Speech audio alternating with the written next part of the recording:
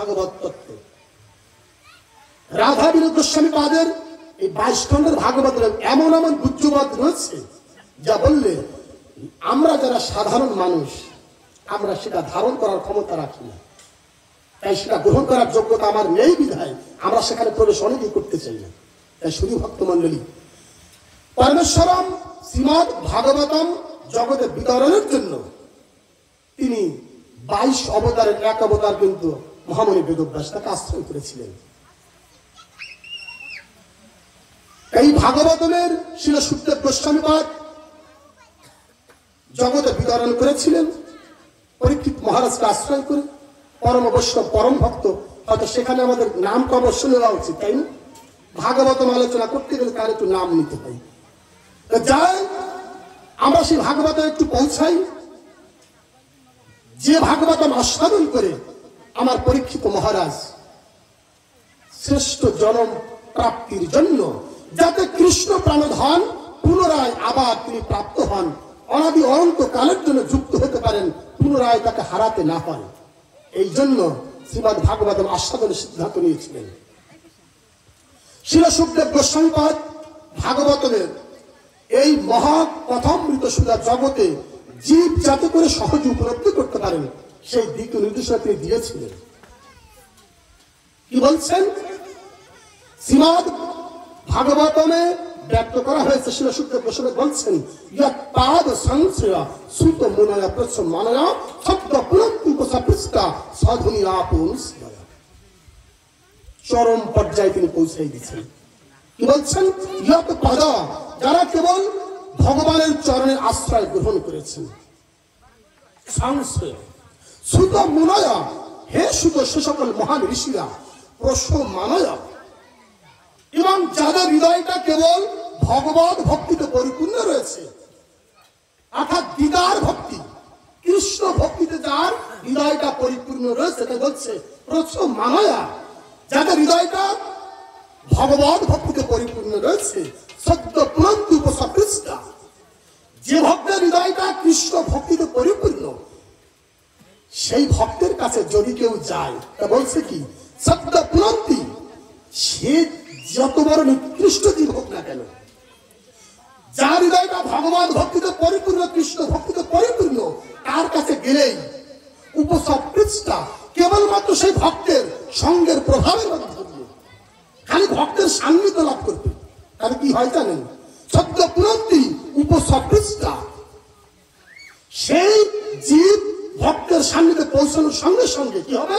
পরম পবিত্রতা, যে পবিত্রতা বিশ্ব চরাচরের কোন বস্তুর দ্বারা সম্ভব না, কেবল যে ভক্তের হৃদয়টা গীতার ভক্তি কৃষ্ণ ভক্তিতে পরিপূর্ণ রয়েছে, সেই ভক্তের কাছে কেবল গেলে তার অঙ্গের বাতাস লাগার সঙ্গে সঙ্গে সদ্য পুরন্ত উপসৃষ্টা তাৎক্ষণিক ভাবে তিনি পরম পবিত্র হয়ে পরম মুক্তি লাভ করে থাকেন।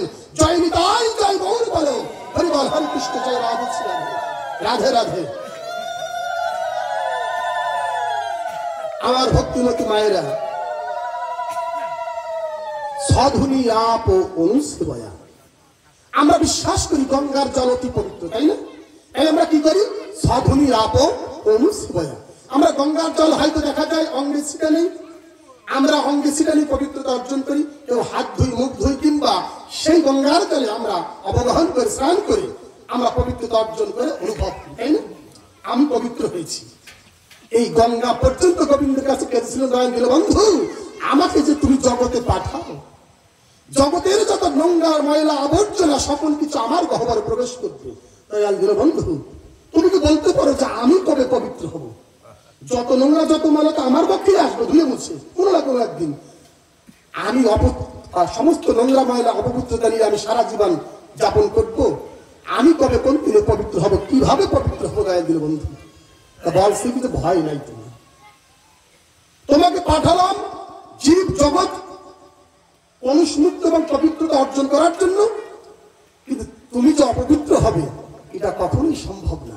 তোমাকে স্পর্শ করে সকলে অপবিত্র হবে, কিন্তু তুমি যখন কোন প্রকারের শান্তি পাবে না, তখন একটা শান্তির ব্যবস্থা আমি করে রেখেছি, কি পূর্বেই করে রেখেছি। এই অবগাহন করতে করতে কোনো না কোনো একদিন আমার কোন ভক্ত যারা দিব্য ধামে গিয়ে আমার ভাগবতম কথামৃত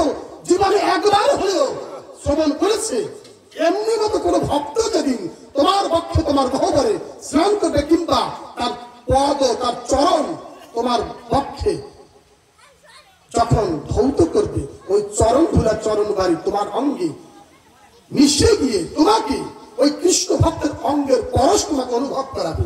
আর কৃষ্ণ ভক্তের সান্নিধ্য যে একবার অনুভব করে, তার থেকে শ্রেষ্ঠ পবিত্রতা, শ্রেষ্ঠ পবিত্র এই বিশ্ব চরাচর আর কেউ থাকে না। এমনকি দেবাদিদেব মহাদেব পঞ্চানন নয়, এমন পবিত্র তুমি অনুভব করবে। তাই তোমার পক্ষে যেদিন আমার ভক্ত অবগাহন করবে, সেদিন তুমি পরম পবিত্রতা অনুভব করে মহা আনন্দ শাশ্বত অনুভব, শাশ্বত আনন্দ তুমি অনুভব করে পরম সন্তোষ, পরম শান্তি লাভ করবে। জয় নিতাই, জয় গৌর বলো, হরিবল, হরে কৃষ্ণ, জয় রাধে শ্রী রাধে।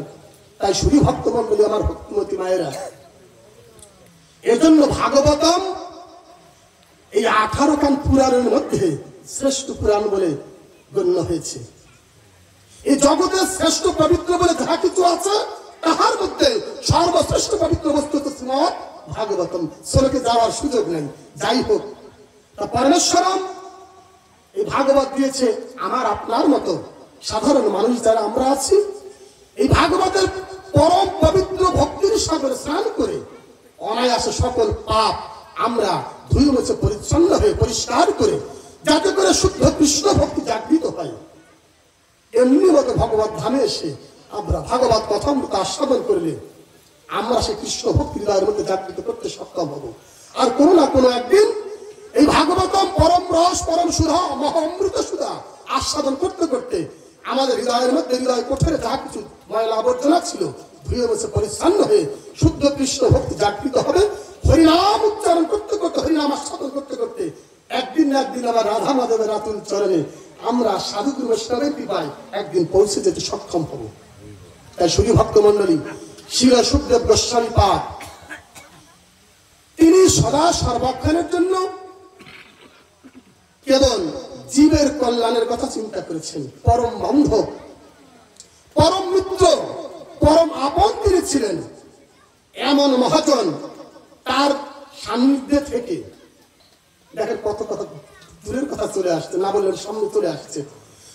যেখানে পরীক্ষিত মহারাজ আস্বাদন করেছিলেন এক স্তম্ভের পরে 60,000 বেশি অধিক ছিল, সেখানে শিল সুখদেব গোস্বামী পাদের পিতৃদেব, তার পিতৃদেব, তার পিতৃদেব, তার পিতৃদেব সেখানে উপনীত ছিলেন। পিতা ব্যাসদেব, তাহার পিতা পরশর, তাহার পিতা বশিষ্ঠ মুনি, 3-4 পুরুষ সেখানে থেকে তার শ্রীমুখে ভাগবত আস্বাদন করে তাদের জন্ম ধন্যাতি ধন্য করেছেন। আমি আপনাদের শিশু সমতুল্য, আমি পূর্বেই বলেছি। তাই শুধু ভক্ত মন্ডলী, পরমেশ্বরম সমস্ত জীব জগৎ যখন দেখল যে জীব জগৎ আমাকে বুঝতে পারে না, তাই তিনি সর্বশ্রেষ্ঠ পূজ্য পদ তিনি প্রকাশ করলেন। যে আমরা যা কিছু করি, এই কলির জীব জগৎ এবং পূর্বে ঋষিমণি যোগী যাহা করেছে, দেখে যেতে কাজে আসে না, কাজ হয় না। এই জন্য পরমেশ্বর কি করছেন, তিনি নিজ মুখে শ্রী ভগবান উবাচ বললেন কি, শ্রীমদ ভাগবত তত্ত্বে তিনি প্রকাশ করলেন, যাতে করে জীব অনায়াসে আমার গুহ্য দ্বারে, গোপন দ্বারে পৌঁছে যায়। সেই পরম গোপনীয় পথ তিনি নিজ মুখে তিনি প্রকাশ করেছেন। শ্রীমদ ভাগবতম বলছেন কি, না সাধায়তি মাময় যোগনা সংখ্যম ধর্ম উদ্ধব। উদ্ধব মহারাজের সম্মুখে বললেন, না সাধায়তি মাময় যোগনা সংখ্যম ধর্ম উদ্ধব, না শ্রদ্ধায় তপযোগ যথা ভক্তি মুজ্জিতা।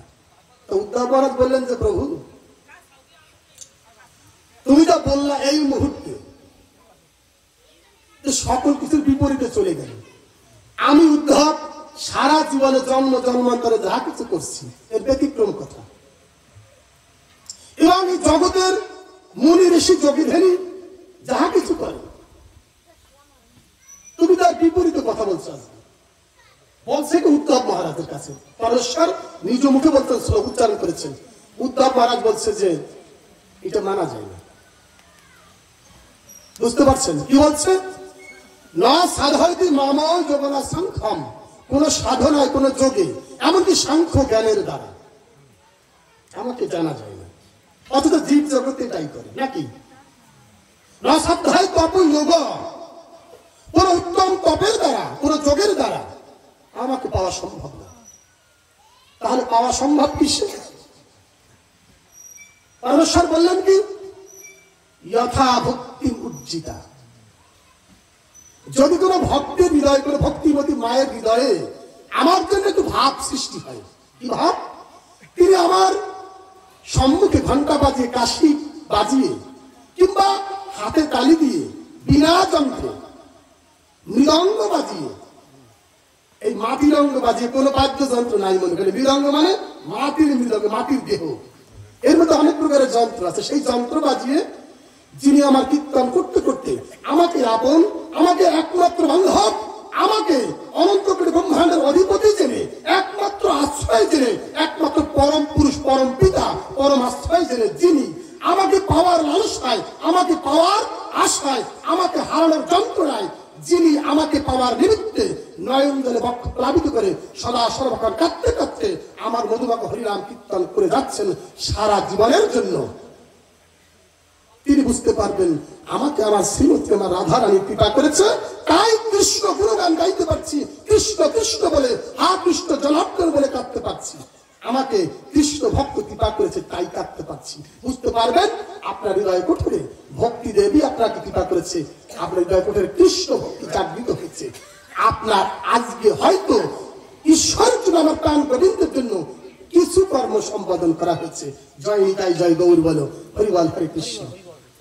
তাই যার হৃদয় কোঠরে আমার জন্য ভক্তি সৃষ্টি হয়েছে, কেবল ভক্তির দ্বারা আমাকে পাওয়া সম্ভব। জ্ঞান যখন চরণে পৌঁছায়, তখন জ্ঞান কি করে? জ্ঞানী তৈরি করে। আর জ্ঞানী মনে করে আমার থেকে শ্রেষ্ঠ কোনো জানার মতো ব্যক্তি জগতে নেই, অর্থাৎ অহংকার বাসা বাঁধে। তাই যিনি ভক্তিকে আশ্রয় করবেন তিনি বিনয়ী হবেন, বুঝতে পারছেন? তিনি সকলকে কৃষ্ণ ভক্ত মনে করবেন, নিজেকে অভক্ত বলে জগতে প্রকাশ করবেন। আমি কোনো ভক্ত নই, আপনারাই আমার গোবিন্দ, আমার রাধা রানীর উত্তম ভক্ত। আপনারা চরণ ধুলি দিয়ে আমাকে আশীষ বর্ষণ করেন, যাতে কৃষ্ণ ভক্তি জাগৃত হয়, কৃষ্ণ ভক্তের কৃপা পায়। এ বলে তিনি মদগত চিত্তে ভক্তের চরণে তিনি দণ্ডের মতো পড়ে যাবেন, চরণ ধুলি পাওয়ার আশায়। তাই শুধু ভক্ত মন্ডলী, আমার প্রাণ গোবিন্দ এই সুগম পথ নির্দেশ করেছেন কলির পাপাহত জীবের জন্য। আসলে সাধু সঙ্গ কি, বৈষ্ণব সঙ্গ কি, আমরা কিন্তু বুঝি না। ভাগবতম, সারাবলী, পুরাণ, মহাপুরাণ দিক নির্দেশনা দিয়েছেন, পরমেশ্বর সে দিক নির্দেশনা দিয়েছেন। একটা কথা তো বলছেন, আমার চৈতন্য লীলায় আমার মহাপ্রভু বলছেন না, এসে অনেক বাণী আছে, তার মধ্যে উনি একটা বাণী বলছেন, কলৌ সঙ্গ শক্তি সার, কলিতে এসে বলছেন, তাই না? কলৌ সঙ্গ শক্তি সার, সেই কথাটা পরমেশ্বর প্রতি কল্পকাল করতে ভাগবতের তিনি প্রকাশ করেছেন। আমরা যদি মনে করি, যে কথা পূর্বেই বলেছি, যে দাবরের লীলার সময় থেকে হয়তো এই ভাগবত প্রকাশ হয়েছে, এটা ভাবি না আমরা। দাবরের যে লীলা ভাগবতে, যেটা যেখানে রচনা হয়েছে তাহার নাম ভাগবত, এরকম না। আমি পূর্বেই বলেছি চতুর্শ্লোকী ভাগবত। অর্থাৎ ভাগবতম এবং ভগবতম অভেদ, অভিন্ন, চিরন্তন, শাশ্বত। ওই ভগবতম পরমেশ্বর, ভাগবতম পরমেশ্বর। ভক্ত ভগবান অভেদ, ভগবতম ভাগবত অভেদ, অভিন্ন। হর হরি অভেদ, অভিন্ন। বুঝতে পারছেন? তাহলে ভগবত চিরন্তন শাশ্বত, ভাগবত চিরন্তন শাশ্বত। দাপরে লীলার সময় আসছে এমন ভাবলে আর কৃষ্ণ সেবা করা হবে না। তিনি জন্মগ্রহণ করেন, শ্রীকৃষ্ণ এই লীলা করেছেন, ওই লীলা করেছেন, এ ভাবলে কখনো ভজন করা সম্ভব না। কেবল কৃষ্ণ সত্তা থেকে, এই জন্য পুরাণে বলছেন মহামুনি বেদব্যাস, ঈশ্বর পরম কৃষ্ণ সৎ চিদ আনন্দ বিগ্রহ অনাদির আদি গোবিন্দ সর্ব কারণে কারণে। এই কথাটা তিনি বিশ্বাস করেছেন, ব্রহ্মা পর্যন্ত বিশ্বাস করেছেন, মহেশ্বর পর্যন্ত বিশ্বাস করেছেন। আমরা যদি বিশ্বাস করে ওই চরণে আশ্রয় করার বাসনা তৈরি করি, তাহলে একদিন রাধারানী কৃপা করবে, কৃষ্ণ ভক্তর কৃপা করবে, একদিন গন্তব্যে অবশ্যই পৌঁছাতে সক্ষম হব। আমরা তো মানব জন্ম পাইছি, একটা বৃষ্টির কণিকাও তার একটা গতি থাকে, একটা উদ্দেশ্য থাকে। দুরাচারী দুর্গতি রাবণ, তার পরিচয় হয়তো অনেকেই জানেন, তবু দুরাচারী দুর্মতি বলছি। তার থেকে শ্রেষ্ঠ বৈষ্ণব, শ্রেষ্ঠ ভক্ত নাই, শ্রেষ্ঠ ব্রাহ্মণ নাই। এই দুরাচারী দুর্মতি রাবণের একটা উদ্দেশ্য ছিল। আমরা কি দুরাচারী, অসুর, রাক্ষস এই নামে আমরা পরিচিত? আমরা মানব, তথাপিও উদ্দেশ্যহীন ভাবে জীবনযাপন করছি।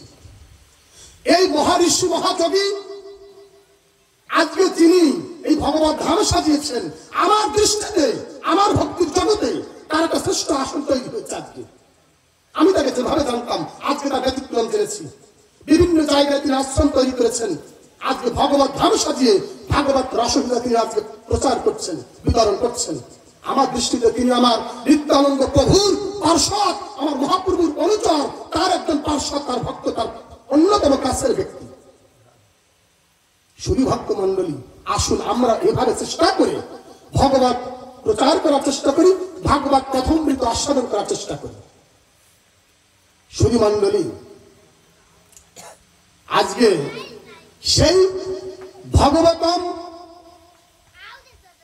এবং ভাগবতম রস এবং বৈষ্ণব কি, ভক্ত কি, সে সম্পর্কে যদি আমরা অবগত হওয়ার চেষ্টা না করি, তাহলে এই যে ভাগবতম আস্বাদনে আসে যদি কৃষ্ণ চিনতে সক্ষম না হই, তাহলে কোন ভাগবতম আমার জন্য কাজ করবে না, কোন নাম আমার জন্য কাজ করবে না। যদি আমরা সেইখানে থেকে যাই, তিনি একজন ভগবান, তিনি লীলা আসছিলেন, দাপর থেকে সকল কিছু প্রকাশ হচ্ছে, এমনটা কখনো কদাচিৎ চিন্তা করলে আর ভজন করা সম্ভব নয়।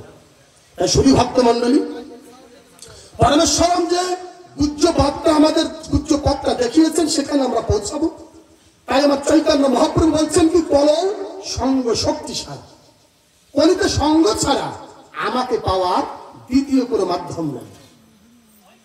আবার একটা দিগ্দর্শন দিয়েছেন কি, যদি তোমরা সঙ্গবদ্ধ হও তাহলে কেউ তোমাদের পরাস্ত করতে পারবে না। আজকে সনাতনপুরে যে বিনাশ নেমে এসেছে, সারা পৃথিবীর আর্যাবর্ত যে সমস্যার সম্মুখীন হয়েছে, আপনারা তো এই হিন্দু এলাকায় থাকেন তো বুঝেন না। আমি দক্ষিণাঞ্চলে থাকি, আমি কিছুটা অনুভব করি। সারা বাংলাদেশ, ভারতবর্ষের বিভিন্ন জায়গায় রাধারানীর কৃপায়, আপনাদের মতো কৃষ্ণ ভক্তের কৃপায়, চরণধুলির কৃপায় অনেক জায়গায় এই ভগবত ধামে যাওয়ার জন্য আমি ছুটে বেড়াই। হয়তো অনেক জায়গায় গিয়েছি আপনার চরণধুলির কৃপায়, আপনাদের কেবল কৃষ্ণ ভক্তের চরণধুলির কৃপায় সেখানে গিয়ে যেটা অনুভব করি, হয়তো আপনারা সেটা অনুভব করেন না। যদি অনুভব করতেন তাহলে হা কৃষ্ণ বলে অহর নিশি মধুবাক হরিনাম সংকীর্তন করতাম। দয়াল দিন বন্ধু, তুমি কথা দিয়েছ শ্রীমদ ভগবতে, তুমি যুগে যুগে কালে কালে তোমার ভক্তকে তুমি রক্ষা করেছো, এটা বিশ্বাস করে তোমার ভগবত চরণে আমরা আশ্রয় গ্রহণ করেছি দয়াল। তাই তুমি যে ব্রহ্মাণ্ডেই থাকো না কেন, অনন্ত কোটি ব্রহ্মাণ্ড তো, তুমি কোনো না কোনো ব্রহ্মাণ্ড অবশ্যই বাঁশরি বাজাও। হয়তো আমার মতো পাপীরা তোমার কর্মে পৌঁছাবে না দয়াল। আর তুমি তো অন্তর্যামী, আমি যেখানে থাকি, যত বড় দৃঢ় আমি কত বড় মূঢ় হই না কেন, তুমি সবকিছু জানো, সবকিছু দেখো, সবকিছু বোঝো। তাই তুমি যে ব্রহ্মাণ্ডে থাকো না কেন, যে ব্রহ্মাণ্ড থেকে বাঁশরি বাজাও দয়াল বন্ধু, তুমি তো ভগবতের কথা দিয়েছো, তুমি ভক্তের রক্ষা করো, তোমার ভক্তের বিনাশ নাই। আজকে আমরা চরণে পৌঁছেছি, তাই তুমি কৃপাপূর্বক অবশ্যই আমাদের রক্ষা করো, তোমার রাতুল চরণে আমাদের স্থান দাও। এই বিভিন্ন প্রকারে আমরা প্রার্থনা রাখতাম, কিন্তু আমরা তাকে ভুলে বসেছি। ভুলতে বসেছি কিন্তু আমরা সম্পূর্ণভাবে ভুলে বসেছি। এই 24টা ঘন্টার মধ্যে একবারের জন্য আমরা তাকে স্মরণ করি না। কিন্তু ঈশ্বর বলছে, যিনি আমাকে স্মরণ করেন আমি তাকে স্মরণ করি, যিনি আমাকে ডাকেন আমি তাকে ডাকি, যিনি আমাকে দেখে আমি তাকে দেখি, যিনি আমাকে ভাবে আমি তাকে ভাবি, যিনি আমাকে পেতে চায় আমি তাকে পেতে চাই। তাই শুধু ভক্ত মন্ডলী, সেই ভক্তকে উদ্ধারের জন্য পরমেশ্বর বলছেন, আমার ভক্তের কোনো বিনাশ নাই, নামে ভক্ত প্রণস্বতী, আমার ভক্তের কোনো বিনাশ নাই। কিন্তু সেই ভক্ত কি ভক্ত হতে হবে? ক্ষিপ্রাম ভবতি ধর্মতা শাশ্বত সংকীর্ণি গচ্ছতি, যিনি আমার ভগবতকে অনুসরণ করেন, গীতা অধ্যয়ন করেন, গীতার আদর্শে চলেন, তিনি তাৎক্ষণিকভাবে পরম ধার্মিক রূপে রূপান্তরিত হন। শাশ্বত শান্তি নিগচ্ছতি, তিনি শাশ্বত পরম সুখ লাভ করেন। এই সুখের অবস্থানে তিনি আছেন, গীতা অধ্যায় তিনি করছেন, ভগবান তার হৃদয় কোঠরে শ্রীকৃষ্ণ বিগ্রহ। তিনি তার জন্য বলছেন, নমে ভক্ত প্রদর্শতি, আমার ভক্তের কোনো বিনাশ নেই। তিনি কখনো কোনো কালে মৃত্যুবরণ করেন না। তাহলে আমাকে কি করতে হবে? আমাকে ভগবত অধ্যয়ন করতে হবে, হরিনাম সংকীর্তন করে ভক্তের সান্নিধ্য লাভ করতে হবে। আজকে যে ভক্ত সান্নিধ্য আসছেন না, সারা জীবনেও যদি কোনো কিছু জীবনে সঞ্চয় করতে না পারেন, আজকে যতটুকু করছেন এই দিব্যধামে যে কয়জন ভক্ত এখানে চরণ রেখেছেন, আপনার চরণ ধুলি কৃপায় কীট পতঙ্গ পশু পাখি তারা সকলে তাদের জীবনের সার্থকতা পাবে। এবং আপনি এখান থেকে যা কিছু আহরণ করবেন, আহরণ করবেন, আপনার মানব জন্ম ধন্যকে ধন্য করতে সক্ষম হবে। শুধু ভক্ত মন্ডলী, শ্রীমদ ভাগবত তত্ত্বে উতঙ্ক নামে এক ঋষি, এক মুনি, তিনি গভীর অরণ্যের মধ্যে কাঞ্চন মন্দিরে আমার গোবিন্দের ভজনা করছেন। একটা সত্য দর্শন। আসলে ভক্ত সঙ্গ কি? মহাপ্রভু বলছেন, কলৌ সঙ্গ শক্তিশালী। আমরা সেখানে যাওয়ার চেষ্টা করবো, এর পরিশেষে আমরা ভাগবতে প্রবেশ করবো। তাহলে সেই উতঙ্ক ঋষি সারা জীবনের জন্য জীবন যৌবন সকল কিছু আমার গোবিন্দ চরণে সমর্পণ করে কেবল হা কৃষ্ণ বলে উচ্চস্বরে নাম কীর্তন করছে। এই কাঞ্চন দ্বারা নির্মিত মন্দিরে কাঞ্চনের বিগ্রহের সম্মুখে, আমার গোবিন্দের বিগ্রহের সম্মুখে একাকী গোবিন্দের সেবা করতে তার নাম সংকীর্তন করছেন। এক মহাদুরাচারী ডাকাত কলিপ নামে উনি ঘুরতে ঘুরতে কালক্রমে ওই কাঞ্চন মন্দিরের কাছে পৌঁছে সংক্ষিপ্ত ভাবে আলোচনা করার চেষ্টা করছে, সময় কম। সেখানে পৌঁছে দেখে কি, আরে বাবা, সারা জীবন ডাকাতি করছি, চুরি ডাকাতি করছি, এমন সম্পদ এইখানে আছে, আগে গেল আসলাম না। এইখানে যে সম্পদ আছে কিঞ্চিত মাত্র আমি পেলে এই সমগ্র শশাগর পৃথিবীর রাজাও যদি হয়, সেও আমার সমতুল্য হবে না। উনি চিন্তা করছে কি, যে আমি অবশ্যই এখান থেকে কিছু না কিছু নিয়ে যাবো। তার কাছে যখন গেছে, গিয়ে দেখে সমস্ত কিছু সরঞ্জাম সবই স্বর্ণের দ্বারা। এবার মন্দিরের সম্মুখে গেছে, গিয়ে দেখে কি, ভিতরে একজন সেবায়িত আছে, অস্থি চর্ম সারাটা, কেবল অস্থি মাত্র হাড় বিশিষ্ট, কঙ্কালের দেহতার। কিন্তু তিনি হরিনাম সংকীর্তন করছেন, নাম করছেন মন্দিরে বসে একাকি। চিন্তা করছে কি, দুপুর বেলা, দিনের বেলা, এখন তো ডাকাতি করা সম্ভব না। যদি এই সেবাই চিৎকার করে লোকজন আসতে পারে, আমাকে ধরতে পারে, বিপদ আছে, ভয় আছে। এই জন্য চিন্তা করছে কি, ওই রাত যখন হবে, উনি যখন নিদ্রায় শায়িত হবে, আমি তখন একাকি নিবিড়ে নিয়ে যাবো, ঝামেলা করার দরকার নেই। উনি সন্ধ্যা হওয়ার জন্য অপেক্ষা আছে। সন্ধ্যা আসতে করে দেখে যে ওই পাশে আছে, গিয়ে দেখে যে ওই সেবাই ঘুমাই নেই। উনি নাম করছে, সন্ধ্যা আরতি করছে। এরপরে গভীর রাত্রি যখন আসতে, রাত 12টার অধিক, এমনি মতো সময় ডাকাত আবার গেছে, গিয়ে দেখে কি ওই সেবাই ঘুমাই নেই। উনি ঘুমায় না, তাই দেখে চিন্তা করছে কি, এখনো ঘুমাই না, এর এখন যদি অপেক্ষা করি তাইলে তার কোনো কিছু আমি পাবো না, সকালে যাবো আবার মহাবিপদ।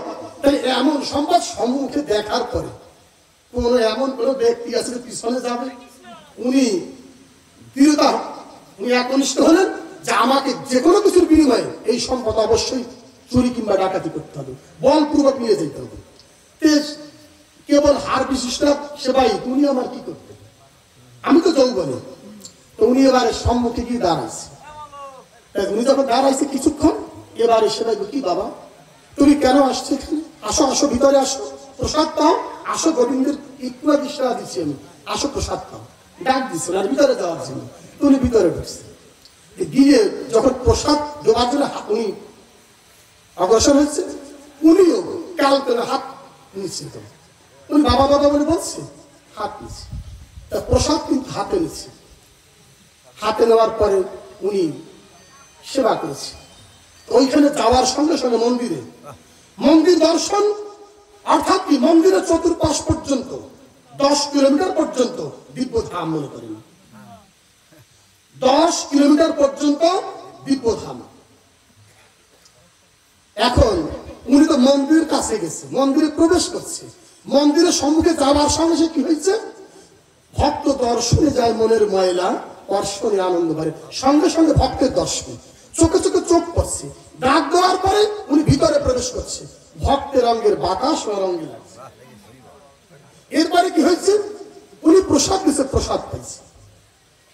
গোবিন্দের ভোগের প্রসাদ। প্রসাদ পাওয়ার পরে ওর যে একটা মনোবৃত্তি ছিল, যদিও সম্পদ না নিতে পারি বাধা দেয়, তাইলে বার্ধক্যজনিত এক ব্যক্তি বাধা দিয়ে কি করবো, ওনাকে আঘাত করবো, যা কিছু করতে হোক, কিন্তু সম্পদ এখান থেকে নেব। তো উনি প্রসাদ পাইছে, সবকিছু করছে, কিন্তু মনের যে বাসনা, কামনা, জীবের সবচাইতে বড় শত্রু হচ্ছে কামনা। কামনা থেকে কামের সৃষ্টি হয়। কাম একটা এমন রিপু, সবচাইতে মারাত্মক। এই কামনা যদি না হতো, লোভ আসতো না, ক্রোধ আসতো না, কোনো কিছু আসতো না। কামনা তৈরি হইতে এইখান থেকে সম্পদ নিতে হবে। সাধু সঙ্গে করছে, কিন্তু তারপর ওইটা আঘাত করছে, বারে বারে স্মৃতিতে আঘাত করছে। আমি তো ডাকাতি করার জন্য আসছিলাম, সম্পদ নেওয়ার জন্য। তাই কি করছে, প্রসাদ পাওয়ার পরেও উনি আবার গোবিন্দের যে বিগ্রহটা, অন্য কোনো সম্পদ দিক না থাকাইয়া গোবিন্দের বিশাল বড় বিগ্রহ, স্বর্ণের, এই বিগ্রহ উনি হাত দিচ্ছে। তা বলছে বিগ্রহ, উনি মনে করছেন আপনি হয়তো প্রণাম করতে, হাত দিয়ে বুকে নিচ্ছে, মানে ভাবে নিচ্ছে। নেওয়ার পরে উনি বেরোচ্ছে, বলছে বাবা বিগ্রহ নিয়ে কোথায় যাও? বলছে এটা আমার প্রয়োজন, এটা আমি নিয়ে যাবো। বলছে না, ঠাকুরের বিগ্রহ দেওয়া যাবে না, এটা নেওয়া যাবে না। ওই মুনি বাধা দিচ্ছে। বাধা দিলে বলপূর্বক ওনার থেকে ছিনিয়ে নেওয়ার চেষ্টা করছে। কিন্তু একজন কৃষ্ণ ভক্ত তার উপাস্যকে হারাতে চায়, জীবন যদি যায়, বিনাশ হয়ে যায়, তথাপিও সে দিতে চায় না। তা বিগ্রহ দেবে না, এইটাই ঋষির একমাত্র ইচ্ছা। উনি অনেক ধস্ত করে, আর কোন প্রকার ওই যুবক ব্যক্তির সঙ্গে পারে না। তা বলছে কি বাবা, তুমি যে বিগ্রহ ডাকাতি করে নিয়ে যাচ্ছ বলপূর্বক, কাদের জন্য করছে? তোমার পিতা আছে? বলছে যে না। মা? বলছে যে না। স্ত্রী পুত্র আছে? বলছে হ্যাঁ আছে। তাহলে কেবল স্ত্রী পুত্রের জন্য, সংসারের জন্য তুমি এমন অপকর্ম, এত বড় পাপ, মহাপাপ করছো? এটা করো না বাবা। ঠাকুরের বিগ্রহ এখানে রাখো, নিত্য সেবা এখানে দেওয়া হয়, এখান থেকে বিগ্রহ নিয়ে অনেক অনুনয় বিনয় করে শোনে না। তা বলছে কি, তুমি যদি এইখান থেকে উদ্দেশ্য খারাপ করে পরমেশ্বরের বিগ্রহ নিয়ে যাও, তাহলে গরুর পুরাণে ছোট ছোট ক্ষুদ্র ক্ষুদ্র অপরাধের জন্য বিকট বিকট শাস্তির ব্যবস্থা করেছে। আর তুমি যদি এই জীবনের এই জীবদ্দশায় এই নরলোকে সেন্ট্রাল কেন্দ্রীয় কারাগারের সর্বশ্রেষ্ঠ অপরাধ তুমি করো, তাহলে তোমার অবস্থাটা কি হবে? একবার চিন্তা করো। কোটি কোটি কল্পকাল রৌরব নামক দুরান্ত নরকে রেখে তপ্ত করে নিক্ষিপ্ত করে অনাদি অনন্তকাল তোমাকে শাস্তি দেওয়া হবে। সেখান থেকে জীবনে কোনো কালে তুমি পরিত্রাণ পাবে না।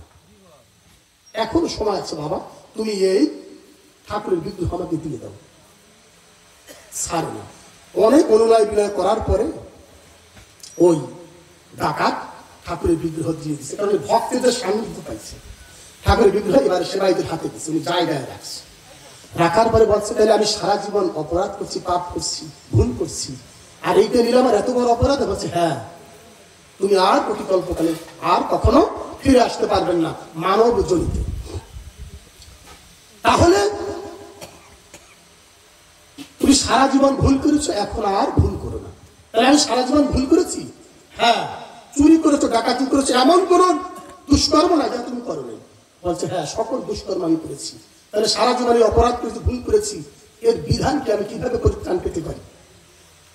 তখন বলছে কি যে পরিত্রাণ তোমার একটা কেবল কাজের মাধ্যমে পরিত্রাণ হওয়া সম্ভব। কি? তুমি পরমেশ্বরের নাম যদি কোনো প্রকারে শেষ মুহূর্তে আস্বাদন করতে পারো, জীবদ্দশার শেষ নিঃশ্বাসের সঙ্গে, তাহলে একবারে অন্তিমে যাওয়া সম্ভব। শেষ পর্যায়ে একবার চরম সিদ্ধান্তে পৌঁছানো সম্ভব।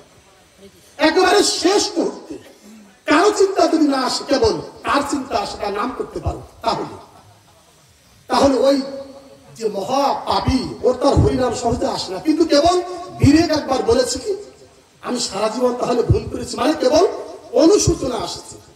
এই অনুশোচনা আসার সঙ্গে সঙ্গে ওই মন্দির যখন পরিত্যাগ করেছে, সিঁড়ি থেকে নেমে বাইরে যখন চরণ রাখছে, চরণ ডান পা রাখার সঙ্গে সঙ্গে উনি ধুলায় দূষিত হয়ে পড়ে গেছে। খালি বিবেক যে যন্ত্রণা দিয়েছে আমি সারা জীবন ভুল করেছি, এত পাপের কথা তখন স্মরণে আসছে, সঙ্গে সঙ্গে উনি শক্তিহীন হয়ে জায়গায় পড়ে গিয়ে ওইখানে দেহত্যাগ করেছে।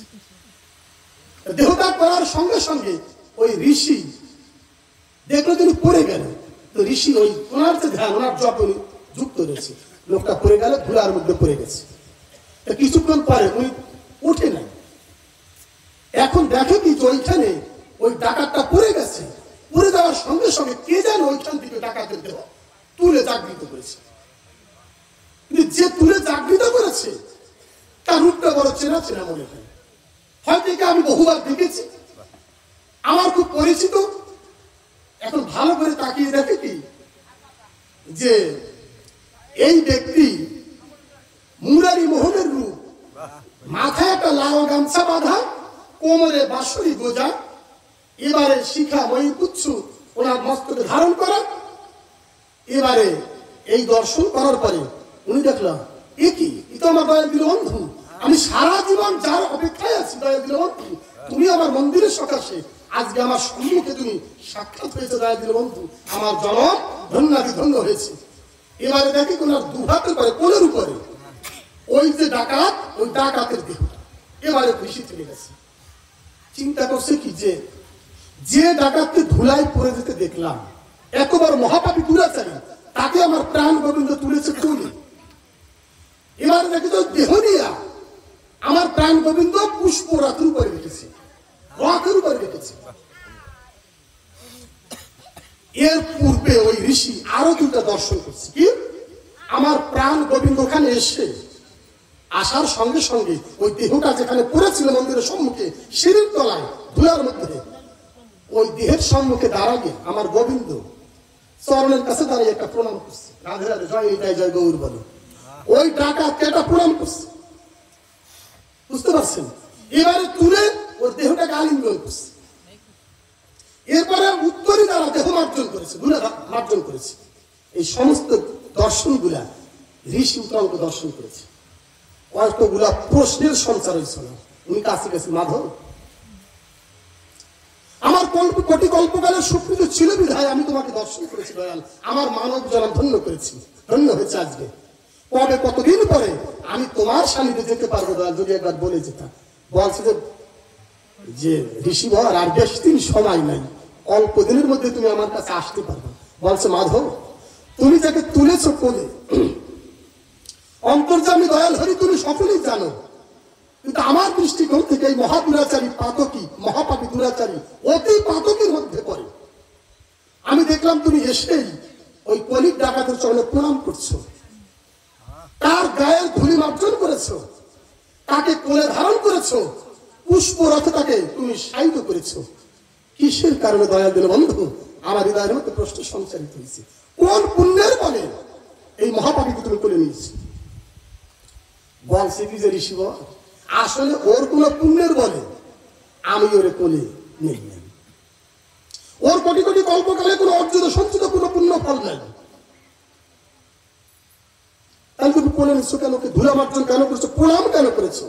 বলছে ঋষিবর ও এসেছিল ডাকাতি করতে, কিন্তু আসার সঙ্গে সঙ্গে তোমার মতো ভক্তকে দর্শন করে সর্বত এই কোটি কোটি কল্পকালের মধ্যে আজকে প্রথম, সর্বপ্রথম ও হৃদয়ের মধ্যে ভাবের এবং পরিবর্তন হয়েছে। কি হয়েছে?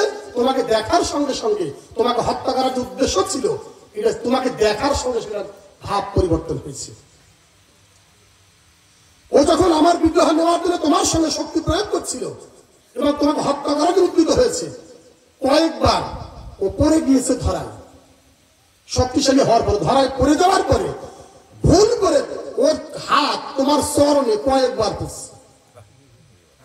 তাই তোমার মতো কৃষ্ণ ভক্তের চরণে যখন হাত পড়ছে, আমি ওরে এড়িয়ে যাই কি করে? তোমার মতো ভক্তের চরণে হাত পড়েছে বিধায় আজকে ওর চরণে আমি কৃষ্ণ জনার্দন হাত প্রয়োগ করে নিজে প্রতিবাদ জ্ঞাপন করেছি। জয় নিতাই জয় গৌর বলো। আমি ভক্তের কাছে ঋণ হয়েছি। ও অজ্ঞানত অবস্থা, অচৈতন্য অবস্থায় ও যে তোমার চরণে হাত দিয়েছে, এই জন্য ওর চরণে আমি হাত দিতে বাধ্য হয়েছি এবং ধুলি গ্রহণ করেছি। ও যে ধস্তাধস্তি করতে করতে কোন এক সময় তোমার সঙ্গে, ওর বক্ষের সঙ্গে তোমার বক্ষ মিলিত হয়েছিল, এই কারণে আমি কৃষ্ণ জনার্দন ওর সঙ্গে বক্ষে বুক মিলিয়ে, বুকে বুক মিলিয়ে ওর সঙ্গে কালিঙ্গন দিয়েছি। তোমার মতো কৃষ্ণ ভক্তের সান্নিধ্য পেয়েছে বিধায় আজকে ওর দেহ ধারণ করে আমি ওকে দিব্য ধামে নিয়ে যাওয়ার জন্য আমি রথে উপবেশন করেছি। জয় নিতাই জয় গৌর বলো, হরিবল হরে কৃষ্ণ জয় রাধে শ্রী রাধে, রাধে রাধে। শুধু ভক্ত মন্ডলী, আমার ভক্তিমতী মায়েরা, আজকে পরমেশ্বরম সমস্ত জীব জগৎকে আহ্বান দিয়ে দেখিয়েছেন, হে জীব জগৎ, যদি কেউ ক্ষণকাল আমার ভক্তের সান্নিধ্যে যায়, যত বড় দুরাচারী দুর্মতি হোক না কেন, সঙ্গে সঙ্গে আমি তাকে ক্ষমা করে দিয়ে থাকি। এত বড় ডাকাত দুর্মতি ডাকাত হওয়ার পরেও কেবল অজ্ঞানত অবস্থায় তার চরণে হাত পড়ছে, অজ্ঞানত অবস্থায় তার বক্ষে বুক মিলিয়েছে, সেই কারণে আমার প্রাণ গোবিন্দ কি করছেন, সেই মহাপাপী দুরাচারীকে ভক্ত রূপ দান করে তার দেহখানা রথে তুলে দিব্য ধামে নিয়ে যাওয়ার জন্য তিনি প্রস্তুত হয়েছেন, তাকে ফেলে যাবেন না। আজকে যারা এই শ্রীমদ ভগবত ধামে ভক্তের সান্নিধ্যে এসেছেন, কোটি কল্পকাল পরেও যদি হয়, একদিন না একদিন আমার গোবিন্দের সান্নিধ্য অবশ্যই আমরা পাবো। রাধে রাধে, জয় নিতাই জয় গৌর বলে। এই জন্য চৈতন্য চরিত মহাপ্রভু আমার গৌরাঙ্গ সুন্দর তিনি বলছেন, যদি আমাকে পেতে হয় তাহলে একমাত্র ভক্তের সান্নিধ্যে যাও। বলছেন কি, কলৌ সঙ্গ শক্তিশালী। আর এই কথাটা পরমেশ্বরম শ্রীমদ ভাগবত তত্ত্বে কোটি কোটি কল্পকাল পূর্বে নিজ মুখে তিনি রূপান্তরিত করেছেন, ব্যক্ত করেছেন। ইতিপূর্বে একটা শ্লোক হয়তো নিজে বলছে, না সাধহতি মাম, বলছে না কেবল ভক্তির দ্বারা আমাকে পাওয়া সম্ভব। এবারে বলছেন চরম গোপনীয় গুহ্য পথ তিনি দর্শন করিয়েছেন। উদ্ধব মহারাজ শান্তিকে বলছেন, উদ্ধব সেখানে ছিলেন, বলছেন কি, ব্রতানি যজ্ঞাসিনী চ নিয়ম নিয়ম দক্ষিণায়ত। এবার উদ্ধব মহারাজ আবার বলছে, মাধব তুমি যা বললা এই মুহূর্তে, এখন যা বললা, এইটা তো মেনে নেওয়া সম্ভব না। উদ্ধব মহারাজের মতো ভক্ত বলছে, মাধব এটা মেনে নেওয়া সম্ভব না। কেন? দেব ঋষি মুনি যারা আছে সকলেই এটা করে থাকে, এমনকি আমি উদ্ধব পর্যন্ত এর বাহিরে না। কি বলছেন? যাগ যজ্ঞ, বঙ্গবন্ধু বলছেন, যাগ যজ্ঞ হোম ব্রতাদি ধ্যান প্রণাম জলাশয়, এমনকি অগ্নিষ্টম যজ্ঞের মাধ্যমেও আমাকে পাওয়া সম্ভব না। আমরা কলির জীব যারা আছি, আমার মায়েরা এবং ভক্তেরা, অনেক মায়েরা হয়তো ত্রিসন্ধ্যা করেন, তাই না? ভক্তেরা হয়তো অনেকে করেন, করেন না এমন বলা যায় না।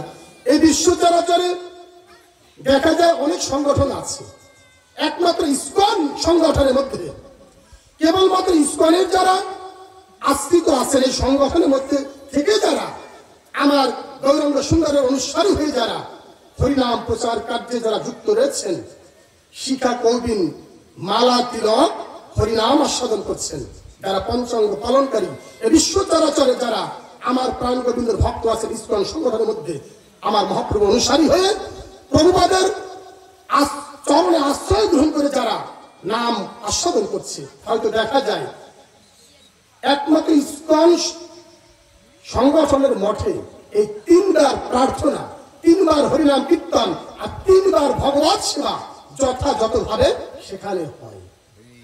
অন্য কোনো মঠে হয় কিনা সেটা আমার জানা নেই, আমি যতটুকু জানি। তাহলে এই ত্রিসন্ধ্যা জীবের, সংসারী জীবের একমাত্র মুক্তির দেন, সেখানে আমরা যাই না। আমরা যা করছি, মনে করেন এটা করছি, আর পরমেশ্বর এখানে বলছি কি, ভাগবতমে নিজ মুখে যাগ যজ্ঞ হোম ব্রতাদি ধ্যান প্রাণায়াম জলাশয়, এমনকি অগ্নিষ্টম যজ্ঞের মাধ্যমেও আমাকে পাওয়া সম্ভব না।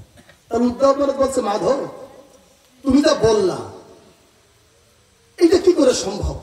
দেব ঋষি মনোযোগী সকলে এটাই করে, বলছে ওরা তো বোকা, বোঝে না তাই এটা করে। কথা বুঝতে পারছেন কি বলছে? সব বলছে ওরা তো বোকা, ওরা বোঝে না তাই এটা করে। ওরা সাধনায় যুক্ত হয়, সাধনা করতে করতে কোন এক সময় দেহ ক্ষীণ হয়ে প্রাণ বিসর্জন হয়, আবার পুনরায় দেহ ধারণ করে ওইখান থেকে আবার শুরু করে। কিন্তু আমার পর্যন্ত আসতে পারি না, কেবল আমার কৃপা প্রাপ্ত হয়। আমি দান করে দেওয়া আর নিজেকে দান করে দেওয়া, অর্থ দান আর নিজেকে দান করে দেওয়ার মধ্যে পার্থক্য আছে না? কিংবা নিজের বাড়ি নিয়ে এসে খাওয়ানো, পার্থক্য আছে না? আমি যদি ভগবত ধামে যেতে পারি, যদি তার ধামে গিয়ে তার সংসারে যুক্ত, তার চিন্ময় দেহে যদি যুক্ত হতে পারি, এটা হচ্ছে পরম পাওয়া, ঈশ্বরকে পাওয়া। আর তার কৃপা প্রাপ্ত, তার ঐশ্বর্য প্রাপ্ত হয়ে জগতে ঘুরে বেড়ানো, এটা তার করুণা পাওয়া। তাই বলছে ওরা আমার কোনোদিন পায় না, আমার কৃপা পায়, আবার সাধনায় যুক্ত হয়ে ওইখান থেকে আবার শুরু করে। ওদের সঙ্গে আমার সঙ্গে কখনো কানেকশন হয় না, আমার সঙ্গে দেখা সাক্ষাৎ হয় না, ওরা বোঝে না তাই করে। তা বলছে মাধব, আমিও তো তোমার সান্নিধ্যে আছি, আমি উদ্ধব, আমি মনে করছি তোমার সখা, আমি তোমার খুব কাছের, তো আমার থেকে তোমার কাছে আমার থেকে আপন, কিংবা তুমি আমার কাছ থেকে আমার থেকে সবচাইতে আপন, আর আমি তোমার কাছে সবচাইতে আপন। আমি সর্বশ্রেষ্ঠ উত্তম ভক্ত, আমি তোমার একমাত্র কাছের ভক্ত, কাছের মানুষ, এইটাই আমি মনে করি। তাহলে মাধব, এর পরবর্তী সময় কি আমি আর তোমারে পাবো না? কখনোই না। পূর্ব কোটি কোটি কল্পকালের স্বীকৃতির কারণে তুমি আমার মতো কান্তি, আমার মতো রূপ, আমার মতো জ্ঞান, আমার ঐশ্বর্য তুমি পেয়েছো। কি ঐশ্বর্য? শ্রেষ্ঠ পাঁচটাতে মুক্তি, পরম মুক্তি, শাস্তি, সলক্ষ, স্বরূপ, সযুদ্ধ, সমিত্ব, একত্তম অপি উভ দিয় মানান্য ভ্রান্তি বীরমত সেবানাম জানা। এই পাঁচটা পরম মুক্তির কথা তিনি বলছেন ভাগবতমে, পরমেশ্বর। তা সেখানে বলছে কি জানেন, যে আমার ভক্ত এই শ্রেষ্ঠ পাঁচটা ঐশ্বর্য, এই পরম মুক্তি আমার ভক্ত কৃষ্ণ ভক্ত কখনো কামনা করে না। তারা এই পঞ্চবিধ মুক্তিও কামনা করে না, তারা কোনো প্রকারের মুক্তি কামনা করে না, তারা কেবল আমারই চায়। তাহলে তুমি আমার মতো আমার মতো কলেবার, আমার মতো রূপ পেয়েছো, পরবর্তী সময় তোমার আমার সঙ্গে দেখা হতেও পারে, নাও হতে পারে, এর কোনো নিশ্চয়তা নেই। তা বলছে কি উদ্ধব, মাধব, তাহলে চিরন্তন শাশ্বত কালের জন্য তোমাকে কি করলে, কোথায় গেলে তোমাকে পাওয়া যাবে, আর তোমাকে হারাতে হবে না, এমন একটা সুযোগ, এমন একটা পথ তুমি আমাদের দেখো, আমাকে দেখাও। উদ্ধবের মতো ভক্ত। তা বলছে কি, আবার একটু স্মরণে রাখেন, মায়েরা তো আমরা জীব জগৎ, কলির দ্বারা আমরা জীব আছি, এখনো বেদের বাইরে যাইতে পারে না। শ্রীমদ্ ভগবত তত্ত্বে অর্জুনকে প্রারম্ভই বলছে, সাংখ্য যুগের 45 নম্বর শ্লোকে বলছে, ত্রৈগুণ্য বিষয় বেদান স্থগুণ্য ভবার্জুন নির্দ্বন্দ্ব নিত্য সত্যস্ত নির্জগ ক্ষমাপ্রদান। হে অর্জুন, তুমি গুণাতীত হও, বেদের বাহিরে না আসলে তুমি আমারে পাবা না, পাপ পুণ্যের অতীত হও, বেদের বাহিরে আসো। যত বাইরে আসতে বলে আমরা বৈদিক হয়ে যায়, বেদের মধ্যে প্রবেশ করি। বেদের দ্বারা, বেদের অনুসারী, বেদের কর্মের দ্বারা কখনো ঈশ্বরকে পাওয়া, কৃষ্ণ পাওয়া সম্ভব না, বৈদিক ভজনের দ্বারা কখনো সম্ভব না। তো অর্জুনকে সেখানে প্রারম্ভই বলছে, ভাগবতরে তো তার কোনো স্থানই নেই। তা বলছে, যাগ, যজ্ঞ, হোম, প্রদাদি, ধ্যান, প্রণাম, জলাশয়, এমনকি অগ্নিষ্ঠ যজ্ঞের মাধ্যমে আমাকে পাওয়া সম্ভব না, সকল কিছু বৈদিক মনে করেন। তাহলে উদ্ধব, মাধব তোমার পাওয়া যাবে কিসে?